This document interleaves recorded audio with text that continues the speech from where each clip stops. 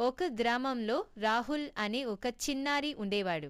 అతను చదువులో బాగా తెలివిగా ఉండేవాడు, కానీ హోంవర్క్ చేయడం అతనికి చాలా బోర్గా అనిపించేది. ప్రతిరోజు టీచర్లు హోంవర్క్ ఇవ్వగానే రాహుల్ ఇది తర్వాత చేస్తాను అంటూ ఆటల్లో మునిగిపోయేవాడు. మరుసటి రోజు స్కూల్కి వెళ్లే సమయానికి హోంవర్క్ చేయకపోతే టీచర్ అంటే భయపడి అబద్ధాలు చెప్పేవాడు. ఒకరోజు టీచర్ రాహుల్ని పిలిచి ఇలా చెప్పారు: రాహుల్, నీకు చదువుల్లో ప్రతిభ ఉంది, కానీ హోంవర్క్ చేయకపోతే నీవు నన్ను కాదు, నీ భవిష్యత్తునే మోసగిస్తున్నావు. ఆ మాటను రాహుల్ మనసులో తాకాయి. ఆ రోజు నుండి రాహుల్ ప్రతిరోజు హోంవర్క్ని సమయానికి పూర్తి చేయడం ప్రారంభించాడు.